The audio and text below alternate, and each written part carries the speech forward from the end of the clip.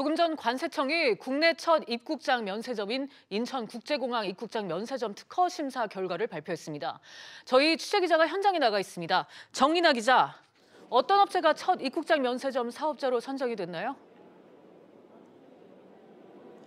네, 저는 지금 인천공항 제2터미널 입국장에 나와 있습니다. 관세청이 조금 전 인천공항 입국장 면세점 특허 심사 결과를 발표했는데요. 인천공항 제1터미널의 SM 면세점이, 제2터미널에는 엔타스 듀티프리가 입국장 면세점 사업자로 최종 선정됐습니다.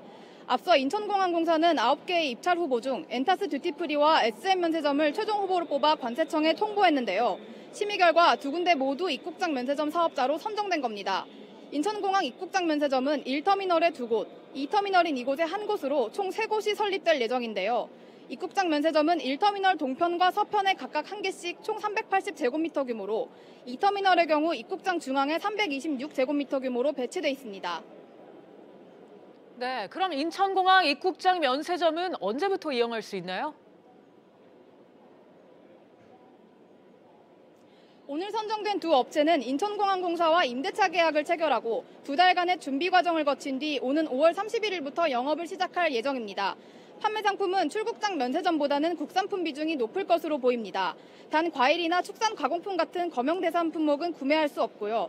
담배도 판매 대상에서 제외됐습니다. 1인당 구매 한도는 내국인과 외국인 구분 없이 $600입니다. 정부는 올해 말이나 내년 초쯤 입국장 면세점 운영 성과를 발표하고 다른 공항에도 입국장 면세점을 도입할지 결정할 방침입니다. 지금까지 SBS CNBC 정인아입니다. 고용노동부가 최저임금위원회에 내년에 적용하는 최저임금에 관한 심의를 요청하기로 했습니다. 취재기자 연결합니다. 윤성훈 기자. 네, 윤성훈입니다. 네, 윤 기자, 최저임금 결정 방식 변경을 위한 법 개정안이 국회에 상정돼 있는데 일단 고용부가 현 방식대로 최저임금 심의를 해달라고 요청했다고요? 네, 현 최저임금법 시행령에선 고용부 장관이 매년 3월 31일까지 최저임금위원회에 다음 해 최저임금 심의를 요청해야 한다고 명시돼 있습니다. 언급하신 것처럼 최저임금 결정체계 개편안이 국회에 상정돼 있는데요. 이 법이 국회를 통과했다면 개정된 법에 맞춰 심의를 하면 됩니다. 그런데 문제는 다음 달에서야 법 통과를 기대할 수 있다는 점입니다. 고용부로선 법 통과만을 보고 기다리게 되면 3월 31일 시한을 넘기게 돼 법을 위반하게 됩니다. 이런 이유 때문에 고용부는 일단 3월 31일 시한 전에 심의를 요청하기로 결정했습니다. 네, 그런데 윤 기자, 현행 방식으로 심의를 하다가 개정안이 국회를 통과하면 또 새 법에 맞춰서 다시 심의를 해야 하나요? 다소 혼란스러울 것 같은데요. 그래서 고용부가 묘수를 냈는데요. 이번에 심의를 요청하면서 법이 개정되면 최저임금 심의 요청을 다시 하겠다는 단서를 달았습니다. 최저임금법 개정안으로 현재 76건이 국회에 계류 중인데 더불어민주당 신창현 의원이 대표 발의한 개정안은 내년도 최저임금 심의 요청 시한과 고시 시한을 각각 5월 31일과 10월 5일로 2개월씩 늦췄습니다. 법이 통과되면 단서 조항에 따라 심의를 다시 요청할 수 있다는 게 고용부의 설명입니다. 물론 개정안이 통과되지 않을 경우 기존 방식대로 최저임금위원회가 내년 최저임금 인상안을 심의하면 됩니다. 류장수 최저임금위원장을 비롯한 공익위원 8명은 최근 최저임금 결정체계 개편을 염두에 두고 사표를 제출했으나 아직 수리되지는 않아 심의를 하는 데는 큰 무리가 없을 것으로 보고 있습니다. 지금까지 SBS CNBC 윤성훈입니다.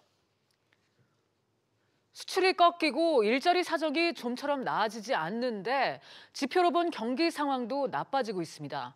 반짝 증가했던 생산, 투자, 소비가 2달 만에 동반 하락했고 현재 경기와 미래 경기 전망을 나타내는 지표도 9개월 연속 동반 하락했습니다.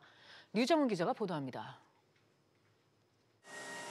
지난달 산업생산과 설비투자는 한 달 전보다 각각 1.9%, 10.4% 줄었습니다. 산업생산은 5년 11개월, 설비투자는 5년 3개월 만에 최대 감소폭입니다. 광공업 생산은 전월보다 2.6%, 서비스업은 1.1% 줄었습니다.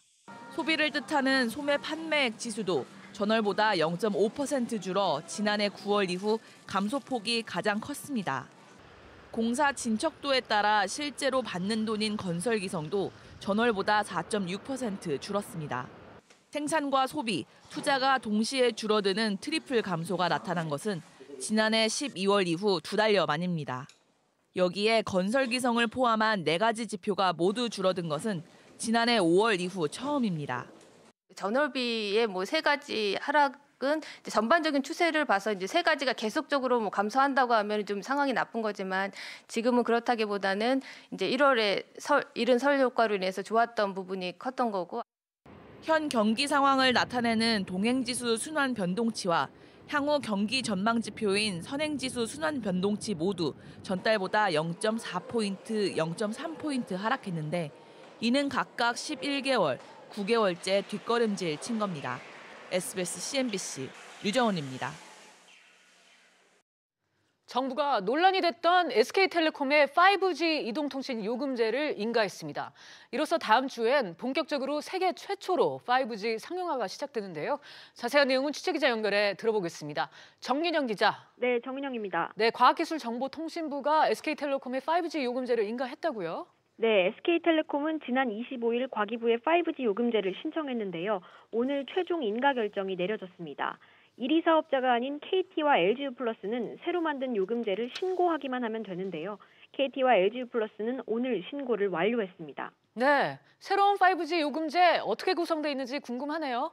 네, LG유플러스는 오늘 확정된 요금제를 공개했는데요. 5만 원대의 9GB 데이터를 제공하는 요금제를 시작으로 7만 원, 9만 원대에 각각 150GB, 250GB 데이터를 제공하는 요금제로 구성돼 있습니다. SK텔레콤의 경우 아직 세부적인 요금제 내용이 공개되지는 않았습니다만 업계에 따르면 중저가 구간은 5만 5천 원의 데이터 8GB를 제공하고 고가 구간은 7만 5천 원부터 12만 5천 원으로 데이터 제공량이 100GB를 넘는 것으로 알려지고 있습니다. 5G 시대를 맞아 데이터 소비량이 늘 것을 감안한 것입니다. 그런데 정 기자, 중저가 요금제하고 고가 요금제 사이의 데이터 제공량 차이가 상당하네요.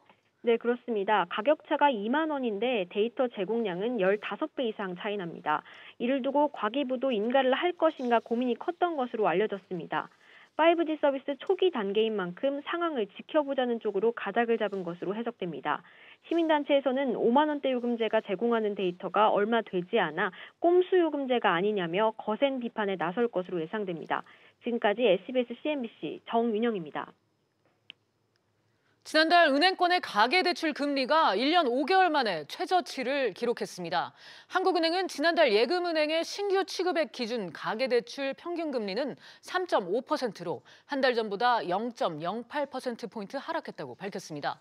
주택담보대출 금리도 0.04%포인트 하락한 3.08%를 기록해 2년 3개월 만에 최저치를 나타냈습니다.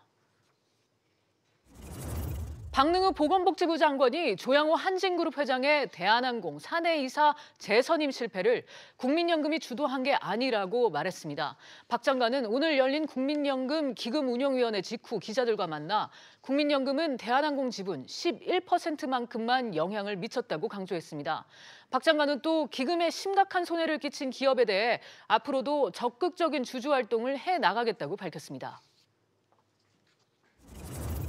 만능통장으로 불리는 일이명 개인종합자산관리계좌 일명 ISA의 출시 이후 누적 수익률이 7.22%로 집계됐습니다. 지난달 말 기준으로 한 달 사이 누적 수익률이 2.06%포인트 상승했는데 금융투자협회는 글로벌 증시가 강세를 보이면서 수익률이 올랐다고 밝혔습니다.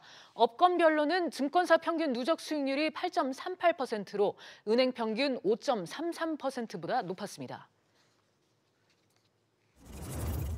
흑석동 재개발 건물을 매입해 논란을 일으킨 김의겸 청와대 대변인이 사의를 표명했습니다.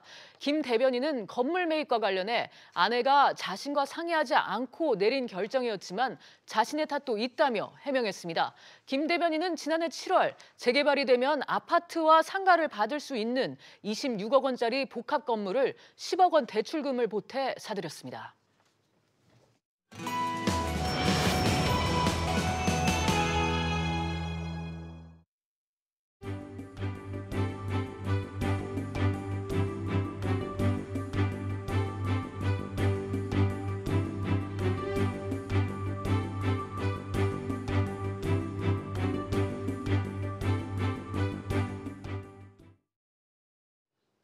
오늘의 주요 이슈를 체크해보는 시간입니다. 오늘은 노동일 경희대 법학전문대학원 교수 그리고 노영희 변호사 이렇게 두 분과 함께 하겠습니다. 두 분 어서 오세요. 네, 안녕하세요. 네, 그럼 오늘의 첫 번째 이슈 보겠습니다. 한진칼, 넌 내 거야. 대한항공 사내이사직서 물러난 조양호 회장이 한진칼 방어엔 성공했습니다. 오른팔격으로 불리는 석태수 이사도 연임이 됐는데요. 한진칼 얘기 먼저 나눠보도록 하겠습니다. 교수님, 네. 조 회장이 그래도 한진칼은 지켜냈네요. 네, 대한항공과 달리 이번에 한진칼 주총에서는 그 조양호 회장의 이사 선임권은 안건에 올라와 있지 않거든요. 네. 임기가 내년까지니까요. 그런데 어쨌든 이제 그 국민연금에서 여러 가지 의안을 제출했는데 이사의 자격 문제를 좀 제기했었습니다. 예. 정관 변경안을 제시했는데 그 부분도 이제 반대가 부결이 됐고요. 네. 또 이제 특히 문제가 되는 게 이제 석태수 대표이사 조양호 회장의 오른팔이라고 불리는데 석태수 회장은 이번에 계속 연임이 됐기 때문에 한진칼 주총에서는 조양호 회장이 선방했다. 대한항공의 지주회사니까 네. 대한항공의 사내이사는 물러났지만 이번에 그 한진칼에서는 큰 문제 없이 됐다. 이렇게 좀 얘기할 수 있을 것 같습니다. 그렇군요. 변호사님, 국민연금이 조 회장의 횡령, 배임 혐의를 들어서 정관 변경안을 내놨는데 주총 문턱을 넘지 못했어요. 이유가 뭘까요? 그러니까 정관 변경이 되기 위해서는 이제 3분의 2 이상의 표가 확보가 돼야 되는 건데 이번에 표결을 보니까 찬성은 48.66%, 반대가 49.29%에서 오히려 반대하는 안이 더 많았습니다. 의견이. 근데 아마도 이것은 지금 이번에 문제된 게 그 배임 횡령죄로, 그러니까 그 회사나 혹은 자회사와 관련해서 배임 횡령죄로 금고 이상의 형을 확정받게 되면은 이사를 즉시 해임하는 안건이었지 않습니까? 근데 네. 지금 문제가 되는 게 바로 이제 조양호 회장이 270억 원의 그런 배임 혐의로 인해서 지금 수사가 진행 중에 있는 상황이라서 만약에 이 안건이 가결이 되게 된다면 사실은 매우 위험한 상황이었죠. 그래서 제가 봤을 때는 조양호를 지키자라고 하는 사람들의 그런 목소리가 있었던 것 같고 그렇군요. 사실 조양호 회장을 왜 우리가 굳이 지켜야 되느냐라는 네. 것이 가장 핵심일 텐데 그동안에 물론 재벌 갑질로서 뭐 자식들이나 부인이나 여러 가지 가정 문제는 심각했지만 그럼에도 불구하고 조양호 회장이 그동안 대한항공이라든가 이 그룹 전체 내에 그런 그 뭐 주가를 끌어올리고 이익을 매우 좋게 만들었던 이런 여러 가지 것들이 사실은 중요하게 작용한 게 아니었을까. 게다가 이 사건과 관련해 가지고는 대부분의 경우는 이제 물론 조양호 회장이 가지고 있는 지분 자체는 적지만 네. 그 우호 지분들이 사실 상당히 많이 있기 때문에 이제 그런 것 때문에 아마 수성이 된 게 아닌가 생각이 듭니다. 네, 교수님 또 표대결이 치열할 것으로 보였던 석태수 대표이 사건도 뭐 별다른 이벤트 없이 끝났어요. 네, 이건 이제 사내이사 선임 문제니까 참석 주주들의 이제 과반수 찬성이면 됐거든요. 근데 찬성이 65.5%고 반대가 34.5%로 아주 압도적으로 찬성 가결됐습니다.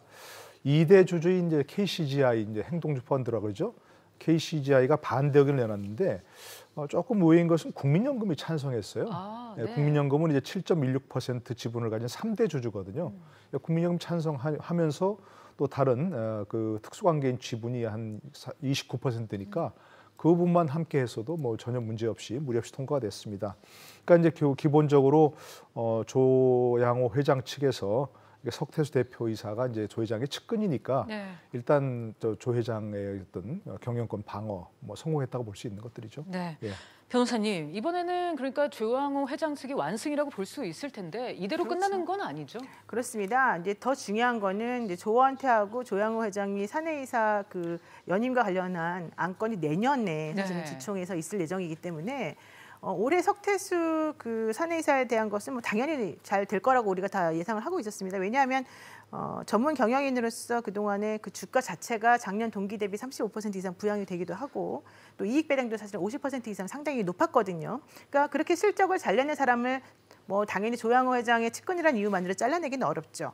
근데 문제는 그렇다면 조양호 회장이나 조원태 사장 같이 실제 이 사건의 이제 핵심 쟁점에 있는 이 사람들에 대해서도 내년에 그런 식으로 수성이 될 것인가가 가장 문제인데 결과적으로는 그 대한항공이나 이제 조양호 일가가 그동안 보여주었던 경영 성과라고 하는 것이 어떤 식으로 나타날 것인가에 따라서 좀 결론이 달라지지 않을까. 그리고 특히 아까 이제 교수님 말씀하신 것 중에 특이했던 점은 국민연금에서 대한항공의 그 조양호 회장의 그 사내이사 자리에 대해서는 이제 물러나라고 했지만 오히려 석태수에 대해서는 인정해 준 것이 무엇을 의미하는 거냐. 그 얘기는 바로 성과 중심주의로 가도록 하라. 그리고 또 도덕성을 조금 더 생각해 봐라. 이제 이런 이미지를 받아들이거든요. 네. 메시지로. 그렇기 때문에 만약에 이 조 씨 일가가 내년 주총을 대비해서 1년 정도의 기간 동안 반성하는 모습을 보인다면 또 역시 수성은 가능할 것으로 지금 판단이 됩니다. 그렇군요. 향후에 조 회장과 한진그룹의 행보에 관심을 가져봐야 될 것 같습니다.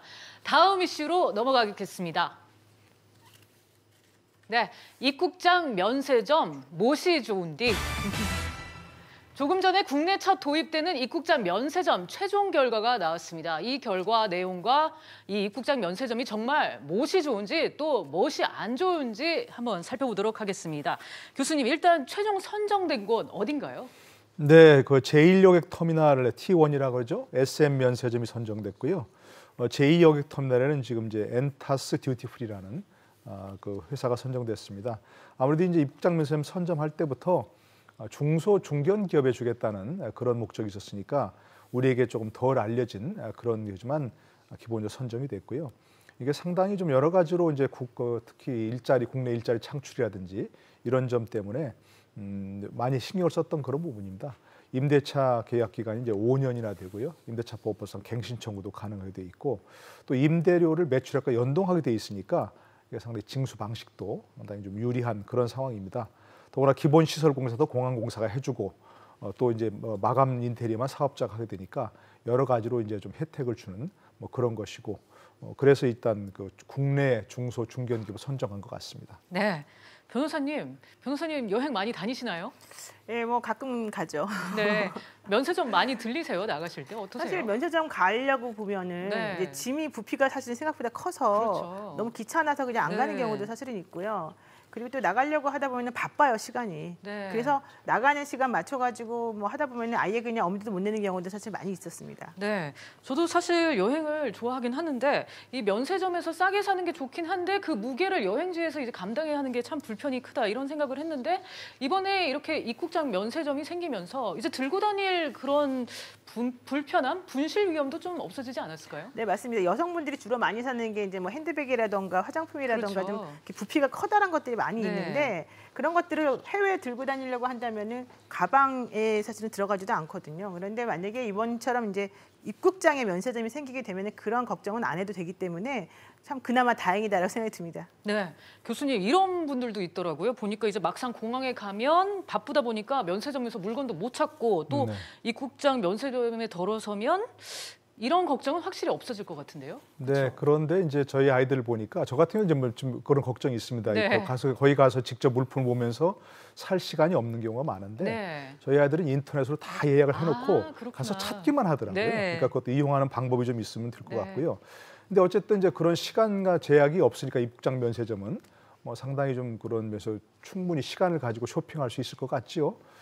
그런데 또 이제 그 입국장 면세점이 다 좋은 건 아닌데 제일 많이 사는 게 또 남자들 경우에는 네. 담배거든요. 네. 담배 그리고 또 명품인데 이 입국장 면세점은 담배는 취급을 안 한다는 겁니다. 그렇군요. 우리가 많이 아는 네. 그리고 이제 세금에서 많이 차이가 나는 네. 명품 브랜드도 취급을 안 한다는 것이거든요. 네. 그래서 아마도 이제 뭐 주류, 향수, 화장품 이런 걸로 이제 매장을 구성한다고 하는데 남자들의 경우에는 이제 부피가 좀 크고 무거운 주류 이걸 주로 이제 살 것 같고 여성들의 경우는 이제 화장품 주로 이제 사지 않을까 싶은 생각이 듭니다. 근데 인터넷으로 사게 되면요 할인도 안 해주고요 되게 불편해요. 그리고 미리미리 하루 전에 또 해놔야 되는 되게 네. 어려움이 있습니다. 그래서 네. 저는 사실은 우리 교수님처럼 이렇게 부지런한 사람들은 모르는데 네. 일반적으로는 그동안 너무 이용하기가 어려웠어요. 제가 아니고 네. 저희 아이들이 한다는 것입니다. 네. 요즘 젊은 분들 원체 부지런하니까요. 그렇죠. 예, 예. 훈련을 잘하니까. 그런데 변호사님 지금 교수님도 말씀을 하셨지만 이 입국장 면세점 이 물품들이 좀 한정이 있어서 아무래도 좀 흥행에 좀 안 좋은 요소로 미치는 거 아니냐 이런 생각도 드는데요. 맞아요. 지금 구매 한도 자체가 $600밖에 이제 안 되는 네. 부분이 하나가 있고요. 또 하나는 담배나 과일, 뭐 축산 가공품 이런 것들은 또 제외가 됐습니다. 네. 그리고 살 수 있는 게 그냥 향수, 화장품, 주류 이제 이런 것들이어서 실제 얼마나 효과가 있을지는 모르겠습니다만은 그래도 이제 뭐 천리길도 한 걸음부터라고 이제 이렇게 시작을 하다 보면은 나중에 괜찮아지지 않을까 생각이 듭니다. 네, 그렇게 되겠네요. 교수님 이제 수익에 대한 기대감은 또 어떤지 그게 궁금해요. 어떤 것이요? 제가 다시 한번 좀. 이 기존 면세점에 비교했을 때 네네. 이 입국장 면세점의 네. 이 수익성은 어떨지. 그러니까 이제 아까 네. 말씀드린 대로 화장품을 취급한다 하더라도 이제 네. 또 고가의 브랜드 네. 이런 것은 또 많이 취급하지 않는다는 것이거든요. 이번에 또 이제 그 면세점에서 응차를 할 때 화장품의 경우에는 매출액 연동 대비해서 어떤 그 자기들이 내겠다고 하는 그 비율을 써냈는데 굉장히 높게 써냈다는 것이에요. 아. 그러니까 아마도 이제 그런 점에서 봤을 때 수익성은 조금 어렵지 않겠냐는 것이 있고요. 네. 또 한 가지는 이렇게 입국장 면세점에서 이제 그런 담배나 이제 명품을 취급하지 못하고 주류 화장품 중심으로 한다면 기내에서 판매하는 아. 그런 거 물품마다 겹칠 수밖에 그러네요. 없거든요. 참여율성이 좀 예, 떨어지네요. 귀국행 비행기에서 그걸 사는 네. 사람은 또 안 살 가능성이 네. 높고요. 또 입국장 면세점이 위치를 어디가 될지 모르겠습니다만 그것이 돌아올 때 야말로 오랜 여행에 돌아온다면 좀 피곤한 그런 사람들이 많잖아요. 네. 그래서 입국장 면세점이 들러서 자신이 꼭 필요한 물품을 꼭 사겠다는 그런 마음먹은 사람이 아니라면 거의 많은 사람이 들 것 같지는 않다는 그런 점도 있고, 그러나 어쨌든 아까 우리 노 변호사 얘기하신 것처럼 일단 시작하는 부분이니까, 그리고 또 여러 차례 입국장 면세점을 만들어 달라고 얘기했던 사람들이 아까 출국할 때는 여러 가지 그 사서 들고 다니는 그런 불편함도 있기 때문에 뭐 그런 점에서 봤을 때는 앞으로 어떻게 운영하에 따라서 뭐 수익률도 더 높일 수 있는 그런 여러 가지 방법들도 강구할 수 있을 것 같습니다. 짧게 네. 말씀드리면 내국인 면세점 구매액이 31억 달러라고 얘기를 하고요. 그다음에 한국교통연구원에서 예측하기로는 2020년에는 총 730억 원의 매출 효과가 있을 것이다라고 지금 기대하고 있답니다. 그렇군요. 알겠습니다. 입국장 면세점 과연 어떤 모습으로 정착할지 궁금해집니다. 오늘의 마지막 이슈입니다. 시세 차익 나면 쏠게. 고가 건물 매입으로 구설수에 올랐던 김의겸 청와대 대변인이 오늘 사퇴했습니다. 비슷한 이유로 청와대 참모가 논란을 일으킨 게 벌써 4번째인데 교수님, 김의겸 대변인이 부담이 크긴 컸나 봐요. 뭐 아무래도 이제 그 자체가 무슨 뭐 불법도 아니고 또 뭐 투기냐 투자냐 논란도 많이 있었고, 그렇기 때문에 본인은 투기가 아니라고 분명히 강변을 했고요. 네. 또 그걸 옹호하는 사람도 많이 있었습니다. 아, 집이 뭐 여러 채 있는 것도 아니었고 뭐 그렇다고 무슨 뭐 시세 차익을 뭐 엄청나게 본 것도 아니고, 이미 오래전에 거기서는 다 이제 됐기 때문에 다 올릴 대로 올랐기 때문에 특별한 시세 차익을 본 것도 아니고 뭐 사전 정보를 입수해 갖고 한 것도 아니고, 네. 그렇기 때문에 옹호하는 의견도 많았습니다. 그러나 아무래도 이제 그 논란이 일어난 것 자체가 특히 부동산과 지금 현재 여러 가지 씨름하고 있는 네. 현 정부에, 특히 대통령에게 아무래도 부담을 주는 게 아니냐 하는 여러 가지 고려해서 본인이 사퇴를 선택한 것 같습니다. 네. 그리고 상당히 오늘 아침에 바로 사퇴를 이렇게 선택한 것은 의외라는 생각은 듭니다. 그래서 왜 의외라고 깜짝 생각하셨습니까? 놀랐습니다. 저는 뭐 어저께 본인이 그렇게 네. 해명하고 네. 또 기자들에게도 여러 가지 그 얘기한 것을 보면은 그것이 본인의 무슨 특별한 문제가 있다고 생각하지 않는 걸로 네, 생각했거든요. 그런 것 같았죠. 그래서 갑자기 사퇴한 것은 네. 조금 의외의 선택이었다 생각이 들었습니다. 네. 노 변호사님은 어떻게 보셨습니까? 이게 이제 어쩌다 공무원이라고 보통 부르잖아요. 네. 근데 이게 정규직으로 끝까지 가는 사람들이 아닌 경우에는 그 향후의 거취를 좀 고려할 수밖에 없는 부분이 있고, 특히 그 김의겸 대변인 같은 경우에는 이제 그 부인이 교사이기 때문에 좀 비교되는 부분이 있었던 것 같아요. 그리고 기자인 경우에도 약간 수명이 짧다는 얘기 나오거든요. 그래서 아마 이런 것들을 전격적으로 부인이 결정한 것 같고, 다만 아까 교수님 말씀하신 것과 관련해서는 사실은 사퇴하는 것이 저는 맞다라고 보고요. 왜냐하면 국정에 너무 부담을 준다라고 하는 얘기가 계속 있었기 때문에, 그래서 그동안에 보여줬던 기조하고 좀 안 맞는 것 때문에 내부적으로 좀 당황하는 마음들이 많았다. 이런 걸 생각한다면 그냥 결단을 빨리 내린 것 같습니다. 네. 그런데 오늘 이제 내놓은 해명을 보니까 아내가 그랬다, 이런 식의 발언이 많더라고요. 변호사님은 어떻게 보셨어요? 그러니까 지금 이제 해명하면서 상가 건물 매입한 것은 나는 몰랐다. 네. 그리고 이미 그걸 알았을 때는 결정을 되돌릴 수 없는 타임이었다. 이런 얘기를 해서 사실은 부인에게 모든 책임을 떠넘기는 것과 같은 느낌을 좀 받았습니다. 네. 그래서 매우 그것은 좀 적절해 보이지 않아 보였고, 그럼에도 불구하고 국민들에게 그동안 청와대 대변인으로서 부동산 투기나 투자와 관련된 여러 가지 얘기들을 해왔던 사람이 조금 약간 이율배반적인 행동을 보인 것 때문에 사람들 입장에서 보자면 좀 쓴웃음을 짓게 만드는 부분이 있었기 때문에 차라리 본인이 스스로가 내 책임이요라고 했으면 오히려 더 낫지 않았을까, 이런 생각도 좀 한편은 해봅니다. 네. 교수님, 조금 황당했던 게 이 사퇴 전문을 읽어봤습니다. 그런데 이게 사퇴선지, 소감문인지, 뭐 소회문인지 어떻게 보셨습니까? 이분이 그 기자 출신 아닙니까? 네. 그리고 이제 논설위원을 오래 하셨거든요. 그러셨죠. 그 논설위원 시절에도 칼럼을 보면 네. 굉장히 멋진 글을 많이 썼어요. 네. 굉장히 멋있는 수식어를 많이 쓰고 이제 담백하게 쓰는 게 아니고 그런 걸 썼거든요. 그렇군요. 그 기존에 이제 청와대 대변인을 하면서도 네. 그런 식의 좀 대변인 역할을 많이 했습니다. 네. 전 그 부분에서 대변인이라면 논설이나 칼럼 쓰는 사람이 아니니까 그냥 사실관계만 담백하게 하는 게 좋지 않을까 하는 그런 생각을 했었거든요, 개인적으로. 근데 이번에 그 소감문도 저도 읽어보니까 네. 굉장히 멋지게 쓰려고 아주 노력을 많이 했더라고요.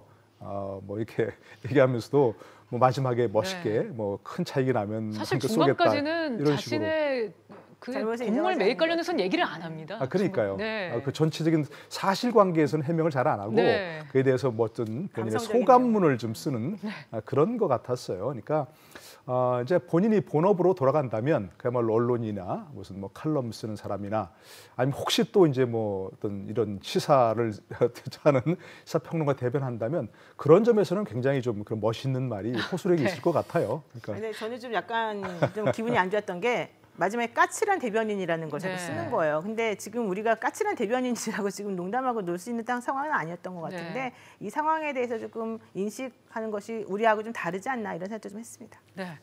변호사님, 이렇게 되면은 청와대가 어떤 액션을 취할 걸로 보십니까? 근데 청와대 입장에서는 사실 네 번째, 아까 말씀하신 네. 네 번째예요. 그래서 사실은 상당히 부담스럽고 특히 청와대 내부에서도 이런 상황 자체를 전혀 몰랐던 것으로 지금 보여서 아마도 내부적으로도 이해가 전혀 안 된다라는 얘기를 아마 계속해서 조금 했던 것 같아요. 네. 그러다 보니까 김의겸 대변인 스스로도 이제 눈치를 채고 먼저 이제 물러난 건데 청와대 입장에서는 요즘에 인사검증 관련해 가지고 계속 문제가 나와 있고 그렇죠. 또 그 뭐 강남에 거주하고 있거나 뭐 재산을 많이 가지고 있는 사람들이 많다라고 하는 얘기이기 때문에 여러 가지로 곤혹스러운 상황에서 이런 일까지 터졌기 때문에 앞으로 좀 더 좀 단도리를 좀 더 열심히 하면 좋지 않을까 이런 생각이 좀 합니다. 네. 교수님, 네. 대체 뭐가 문제일까요? 나아질 수 있을까요, 앞으로는? 근데 이제 저는 그 김의겸 대변인 자체를 문제 자체를 비난하고 싶지 않더라고요. 네. 왜냐하면 더 이상 전세 살고 싶지 않다. 이 나이에 전세 살고 싶지 않고 내 집을 갖고 싶다. 네.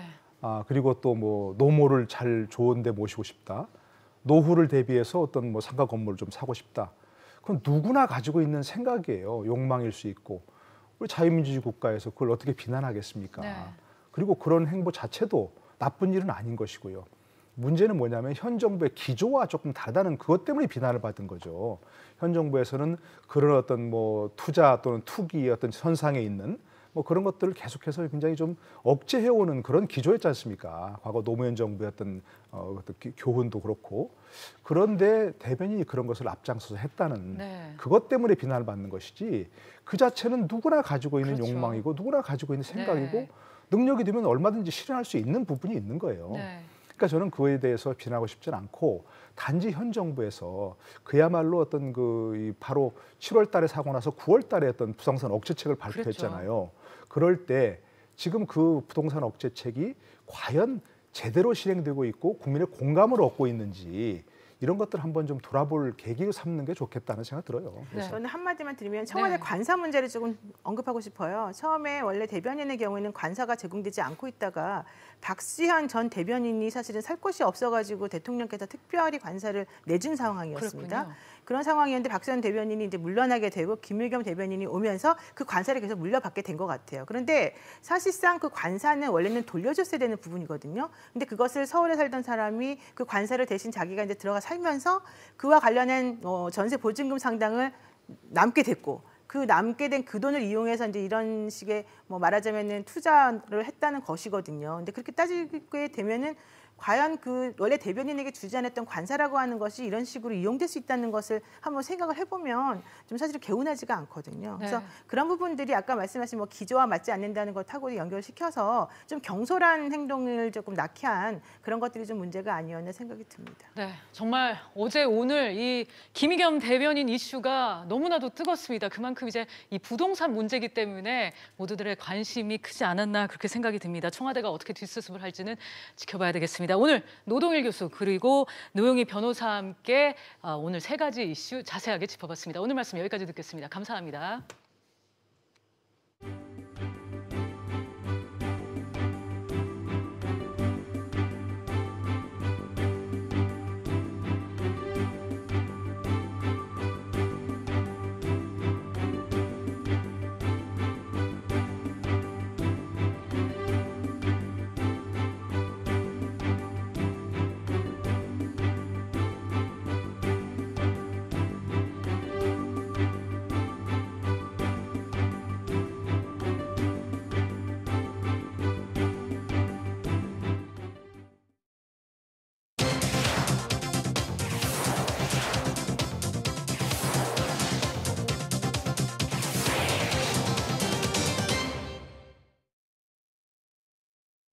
한 주간 뉴스의 중심에 있었던 재계 인물들에 대해서 알아보겠습니다.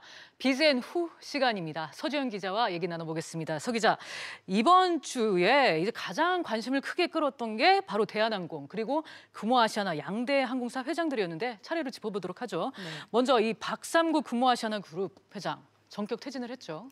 네, 그렇습니다. 오늘 주총을 앞두고 어제죠. 전격적으로 퇴진을 선언을 했습니다.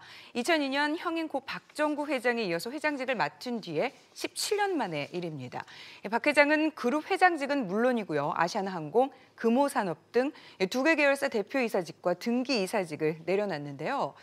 그룹 경영에서 완전히 손을 떼겠다라는 뜻입니다. 최근 아시아나항공의 감사의견 한정을 받은 것이 퇴진을 결심한 직접적인 원인이 됐습니다. 이와 관련해서 박 회장은 책임을 통감한다라고 밝혔습니다. 오늘 아시아나항공 주총은 조용히 끝났는데요. 이 박 회장의 사퇴 카드가 통했다는 평입니다. 그렇군요. 이 박 회장이 전격 퇴임을 하면서 주목받는 사람이 바로 박 회장의 장남 박세창 사장이죠. 네, 그렇습니다. 아무래도 이 박 회장의 퇴진으로 인해서 향후 경영권이 어떻게 될 것이냐라는 관심이 쏠리면서 박세창 사장이 주목받는 건데요. 금호아시아나그룹은 당분간 이원태 부회장을 중심으로 한 비상경영체제를 가동하고 곧 외부 인사를 그룹의 회장으로 영입하겠다라고 밝혔습니다. 당장 3세 승계에는 선을 그은 건데요. 그렇군요. 네, 하지만 재계는 잠시 숨고르기 후에 장남 박세창 사장이 등판할 것으로 내다봤습니다. 네. 계속해서 한진그룹 얘기해보겠습니다. 조양호 회장인데 조 회장은 대한항공 경영권을 상실을 했죠. 네, 그렇습니다. 조 회장은 핵심 계열사인 대한항공 사내 이사직에서 물러났습니다. 먼저 조양호 회장의 연임안이 불발된 주주총회 함께 보시겠습니다. 조양호 사내이사 선임의 건은 사전에 확보한 위임장 등 의결권 행사 내역을 확인한 결과 부결되었음을 선포합니다. 네, 1999년 조 회장이 대한항공의 최고 경영자가 된 지 20여 년 만에 물러나게 된 건데요. 주주의 손에 밀려난 첫 재벌 총수라는 불명예를 안게 됐습니다. 네, 사실 이렇게 주주들도 등 돌리게 한 조연아, 조현민 자매 그리고 이명희 한진가 안주인 얘기도 빼놓을 수가 없을 것 같아요. 네, 그렇습니다. 아무래도 한진가의 갑질이 가장 먼저 알려진 거는 2014년이죠. 이른바 땅콩 회항 사건이었습니다. 네. 조양호 회장의 장녀 조연아 전 대한항공 부사장이 땅콩 제공 서비스를 문제 삼아서 여객기를 되돌린 사건이죠. 함께 보시죠. 여러분들께 신뢰를 드려 진심으로 사과드립니다. 죄송합니다. 4년 뒤입니다. 이번에는 조 회장의 차녀 조현민 전 대한항공 전무의 물컵 투척 사건이 발생을 했습니다.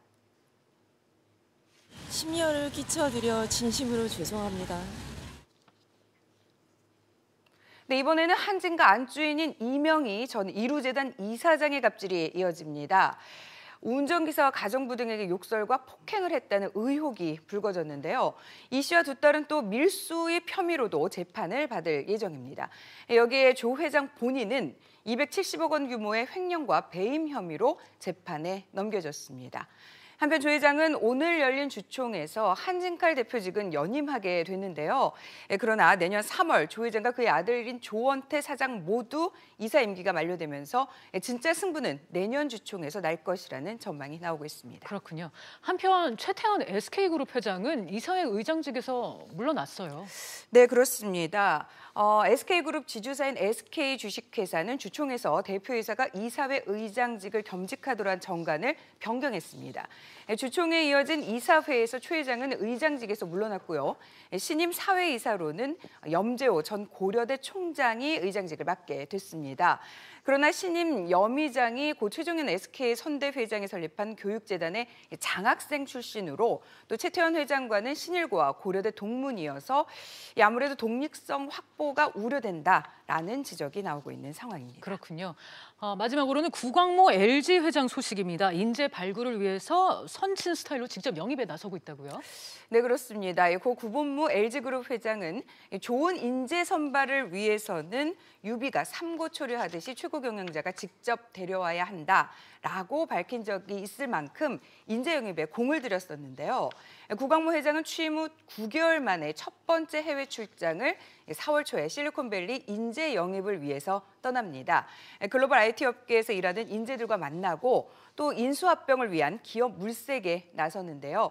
아무래도 선친의 뜻을 잇고 있다는 평가가 나오고 있습니다. 네, 알겠습니다. 서 기자 잘 들었습니다. 계속해서 경제 집중 토론 리얼 토크로 이어가 보도록 하겠습니다. 그 전에 잠시 이 시각 주요 뉴스 다시 한번 확인합니다.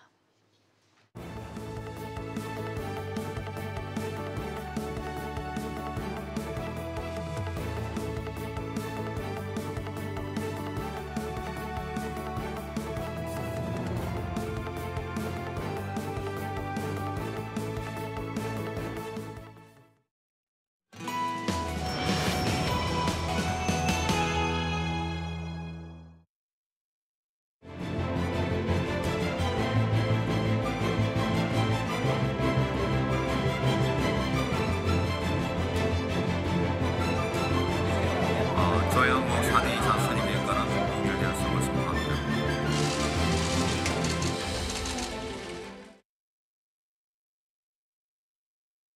말도 많고 탈도 많았던 주주총회 시즌이 오늘로 막을 내렸습니다. 어떤 얘기들이 있고 또 화제가 됐었는지 두 분 모시고 이야기 들어보도록 하겠습니다.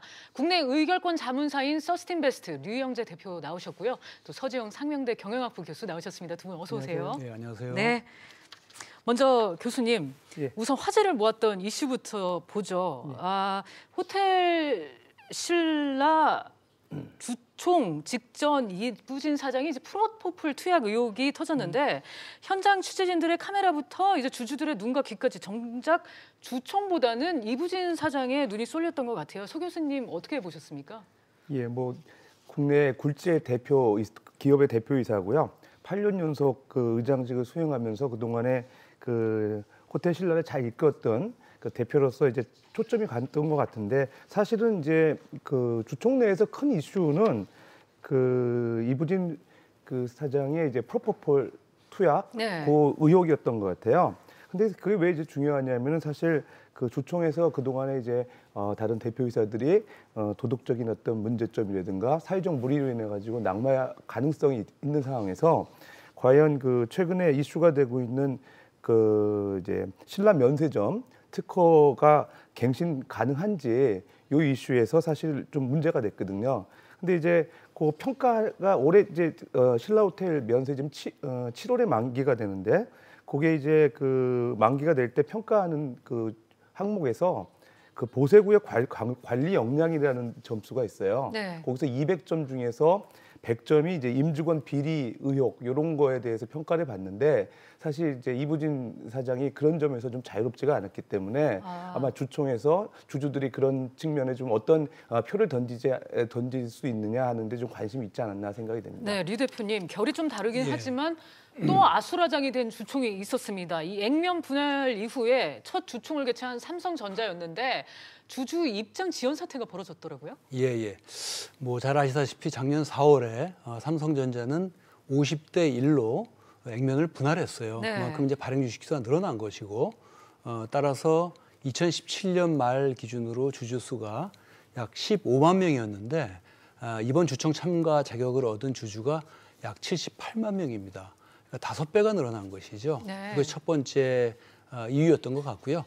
두 번째는 이제 삼성전자 주가가 최근에 좀 빠지고 또 실적도 좀 악화된다는 얘기가 나오니까 주총장에 가서 그런 불만을 좀 표출하려는 주주들도 좀 늘어났던 것 같고 또 스튜어십 코드가 도입된 첫 번째 주총 시즌에서 기관 투자자뿐만 아니라 개인 투자자들도 주총에 여느 때보다 더 관심을 가져서 이렇게 북새통을 이뤘던 게 아닌가 이렇게 생각합니다. 네, 이번에 근데 또 삼성전자 주총에서는 이 박지원 전 장관 그리고 안규리 교수가 이 사진에 합류한 게 이 독립성 논란을 낳았잖아요. 예, 잘 아시다시피 뭐 사회이사라는 것은 독립성과 전문성을 갖춰야 되는데 네.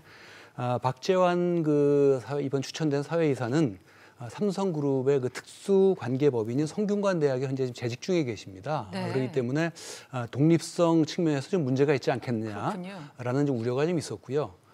그다음에 또 다른 사회이사인 안규리 씨 같은 경우에도 네. 그가 과거에 대표로 있었던 라파엘 클리닉이 삼성 삼성그룹 그 계열의 호암 재단으로부터 상금을 3억을 받았다고 합니다. 이런 것들이 지금 독립성에 우려가 있지 않나라는 것이었고, 이런 것들을 반영해서 국내외 의결권 자문사에서 반대를 공고한 바가 있습니다. 네, 국민연금 얘기도 해보겠습니다. 스튜어드십 코드 도입 이후에 확실히 주총 거수기 역할에서 벗어난 듯은 한데, 교수님 이번 국민연금의 행보 어떻게 보셨습니까?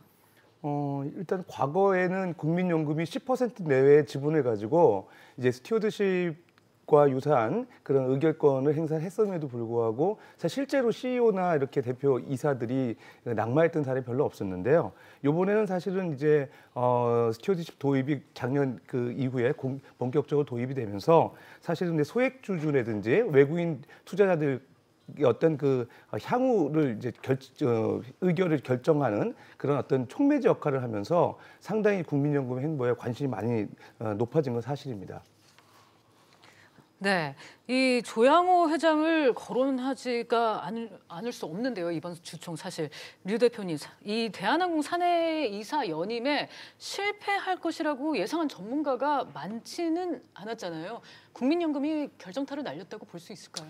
예, 일단은 뭐 박빙을 저희는 예상을 했고요. 네. 뭐 잘 아시다시피 국민연금이 지금 대한항공의 11% 지분을 갖고 있고, 또 주총 전날 수탁자 책임 전문위원회에서 반대표를 행사하기로 결정을 했기 때문에 그 11%가 당연히 그 연임안을 부결시키는데 결정차를 날렸다라고 저는 생각을 합니다. 네. 그렇지만 또 대한항공 정관 스스로, 정관 때문에, 그러니까 대한항공 정관은 사내이사를 선임하기 위해서는 3분의 2, 출석 주주의 3분의 2 그 찬성을 얻어야 되기 때문에 굉장히 까다롭습니다. 그러니까 이 특별 결의 요건이 스스로 발목을 잡은 그런 측면도 있습니다. 네. 교수님, 오늘 이 박능호 장관이 이 부분에 대해서 입장을 내놨더라고요. 그러니까 일조는 했지만 주도한 건 아니었다, 이렇게 얘기를 했는데 아무래도 연금 사회주의다 뭐 이런 비판들이 나오는 걸 의식을 했을까요? 의식을 좀 하신 것 같은데요. 네. 이제 그 어차피 국민연금이 이제 11% 정도 지분 갖고 있으면서 어쨌든 특별 결의 사항에도 불구하고 유리한 그 이제 대한항공 위치에도 불구하고 사실은 그 조양호 회장이 물러난 거에 대해서는 분명히 이제 소액주주나 외국인 투자자의 역할이 있었거든요. 근데 일부에서는 이제 그 국민연금이 이제 어떻게 보면은 좀 적극적으로 그 조양호 회장의 어떤 그 사내 이사를 이제 잃게 하기 위해서 적극적으로 행태한 거에 대해서 좀 문제 제기하는 것 때문에 좀 민감한 반응을 보인 것 같은데요. 중장기적으로 보면은 사실은 그 어떻게 보면 첫사례이기 때문에 연금 사회주의라는 비판보다는 국민연금이 이제는 재무적 투자라는 그 의미에서 벗어나서 좀 기업 가치를 제고시키는 적극적인 방향으로 나아가는 하나의 첫걸음이라고 봤을 때 사실은 그 좋은 선례가 남겨졌고요. 이를 통해서 기업들이 좀 적극적으로 기업 가치를 올리고 주주 중시하는 그런 경향들이 보이는 하나의 그 좋은 어떤 선례가 남았다고 생각이 됩니다. 네, 서 교수님은 좋은 선례였다 이렇게 말씀을 해주셨는데 류 대표님은 이런 국민연금을 향한 비판적인 시각에 대해서는 어떻게 보십니까?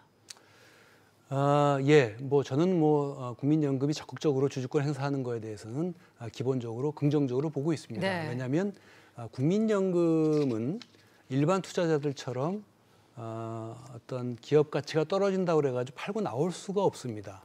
왜냐하면 너무나 덩치가 크기 때문에. 그렇기 때문에 국민연금에 있어서의 주주권 행사라는 것은 하나의 투자 행위인 것이죠. 그렇군요. 예, 그래서 이런 것은 저는 오히려 장기적으로 봤을 때 국민연금의 운용 수익률을 높이는데 긍정적으로 기여할 것이라고 저는 생각합니다. 네, 주주권 행사가 투자의 행위이다, 그렇게 설명을 해주셨습니다.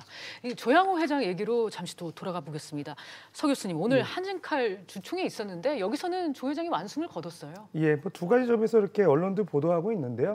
일단 석태수 사장이 연임됐고, 그다음에 두 번째는 사실은 그 국민연금이 주주 제안을 했죠. 그렇죠. 그래서 이제 정관 변경을 요청을 했는데, 즉 뭐 회사나 자회사와 관계돼 가지고 임원의 어떤 이제 배임 횡령으로 인해 가지고 금고형 이상을 받았을 경우에는 그 해당 인사는 결혼 처리한다.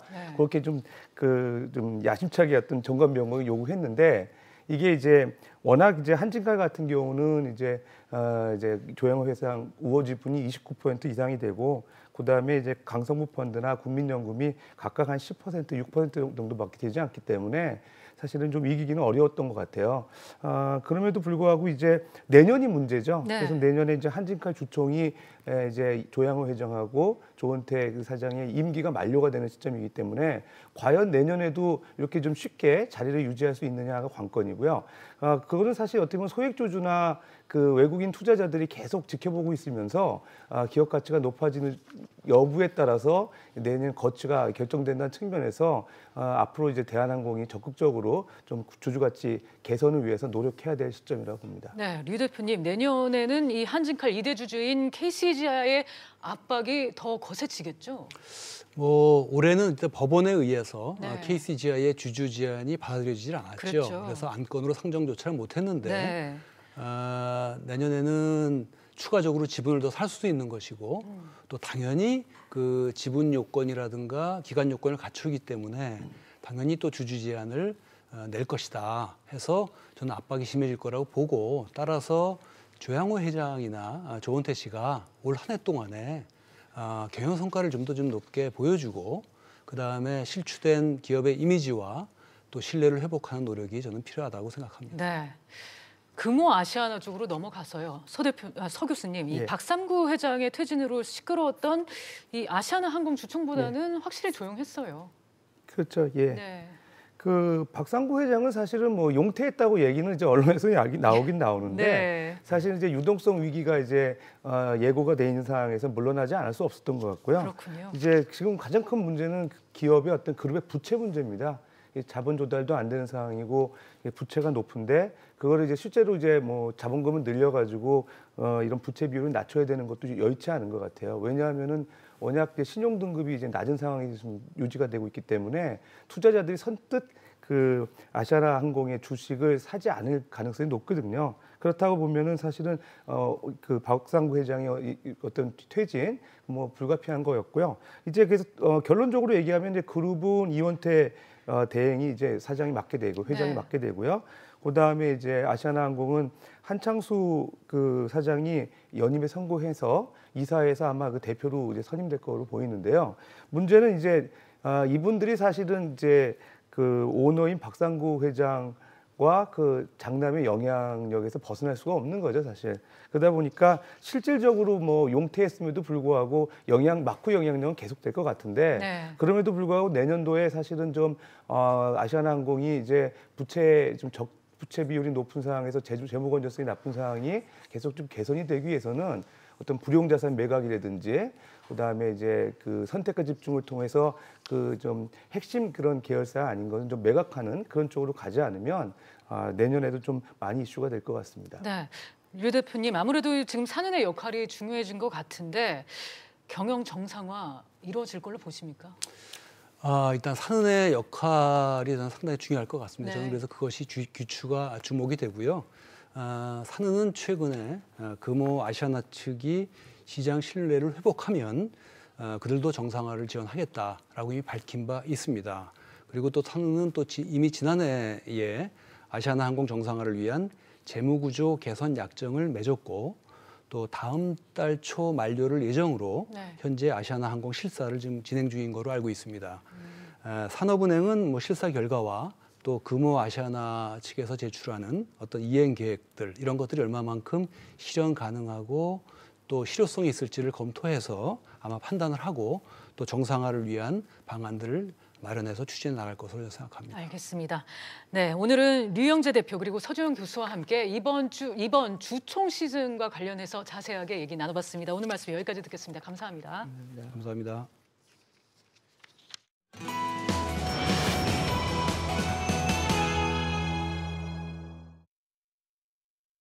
오늘 비즈플러스 여기서 마치겠습니다. 시청해주신 여러분 고맙습니다.